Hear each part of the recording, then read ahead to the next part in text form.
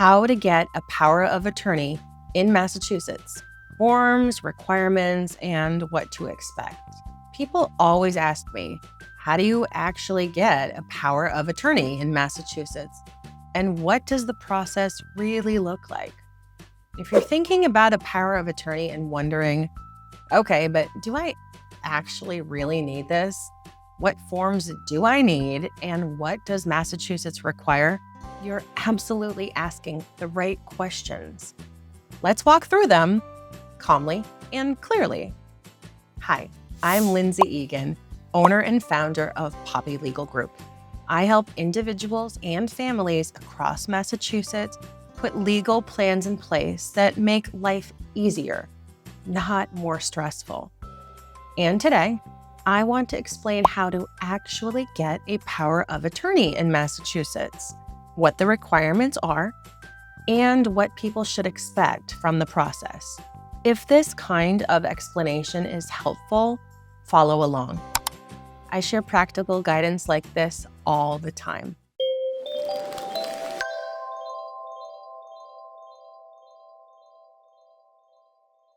Okay, how a power of attorney is created in Massachusetts.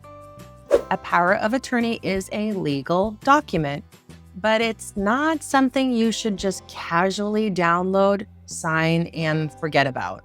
Here's the clear answer to the question people actually have. Massachusetts does not require a power of attorney to be drafted by an attorney to exist at all. A non-attorney drafted document can have legal standing if it is properly signed, notarized, and executed while the person has capacity. That said, this is where people get burned. Banks, financial institutions, and government agencies are not required to accept a poorly drafted or vague power of attorney, even if technically it's valid. In practice, they often reject documents that are unclear, overly generic, or missing specific authority language. And we don't want that for you. This is not like a will where a sloppy document might still limp through probate. With a power of attorney, usability matters as much as legality here. If the document doesn't clearly grant the powers being requested, institutions can and do say, no. The result is delay, extra legal work, or the need for court intervention at the exact moment the document was supposed to prevent that.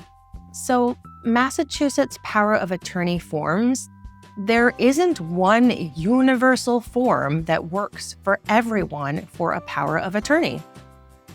The document should be uniquely tailored to do what it is that you want it to do, to have the authority that you want to give. It should say who you're appointing and how much flexibility that person or those people should have. A well-written power of attorney anticipates real-life situations, not just those ideal ones that rarely actually happen. For example, it may address whether your agent can handle things like banking transactions, manage real estate, deal with tax matters, or communicate with the government agencies on your behalf. It can also include limits or instructions that reflect your specific preferences. Some people want broad authority so their agent can handle almost any financial issue that arises. Others prefer more specific powers that only cover certain responsibilities. Another practical consideration is whether banks, financial institutions, or other organizations will accept the document when it's needed. Clear language and proper execution can make the world of difference in how smoothly the document works in real-life situations. That's why using the right form and language matters. A power of attorney is most useful when it's written with real-world circumstances in mind and structured in a way that just makes it easier for your chosen agent to step in and help when you need it the most. So, the requirements for powers of attorney in Massachusetts. In Massachusetts, the person creating the power of attorney is called the principal, and that person must understand what they are signing at the time. In legal terms, that means the person has the mental capacity to understand the nature of the document and to understand the authority they are giving to their agent. The document also needs to be properly executed, which usually means signing it in front of a notary public. Notarization helps confirm the identity of the person signing and can make the document more likely to be accepted by banks, financial institutions, and other organizations that may rely on it later. If these steps aren't followed correctly, the document may not be accepted when it's needed most. That can create serious implications, especially if the person who created the power of attorney later loses that capacity and becomes unable to sign a new one. I've seen it. Trust me, it's not good. For that reason, timing really matters. A power of attorney generally must be created while the principal still has the legal capacity to understand and approve it. Once capacity is lost, families may have to turn to court processes such as guardianship or conservatorship to obtain similar authority, which can be more time-consuming and also expensive. So how do you get power of attorney over a family member? This is an important clarification here. You don't get power of attorney over someone without their involvement. A power of attorney is voluntarily granted by the person creating it. So if a family member is capable of making their own decisions legally, they must agree to the arrangement and sign the document themselves. The authority comes from their consent, not from the person simply requesting it. If a family member, though, is no longer capable of understanding or signing legal documents, that becomes a different legal situation. At that point, power of attorney may not be the option that is the most prudent because that person can no longer legally grant that authority. In those circumstances, families sometimes have to turn to the court-supervised processes where a judge steps in to determine whether someone should be appointed to manage personal or financial matters. Understanding that distinction prevents a lot of confusion. A power of attorney is a planning tool created in advance, while court involvement is usually required if that planning didn't happen before capacity became an issue. So when does a power of attorney actually take effect? Some powers of attorney take effect immediately.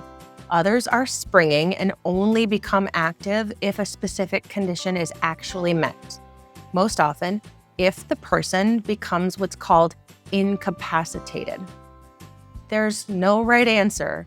An immediate power of attorney can make it easier for the agent to step in quickly if help is needed, especially when dealing with banks or financial institutions that may require that proof of authority. A springing power of attorney, on the other hand, may feel more comfortable to some people because the authority only activates after a defining what's called triggering event. There is a trade-off, right? The trade-off is that springing powers of attorney can sometimes require additional proof, such as a medical determination of that capacity before the agent is allowed to act. That requirement can create delays when a time-sensitive decision needs to be made. The key is choosing the option that fits your comfort level and your specific family situation. So, talking through how and when the authority should actually begin and what safeguards make sense is such an important part of setting the document up correctly before you sign it. So, what happens after the document is signed?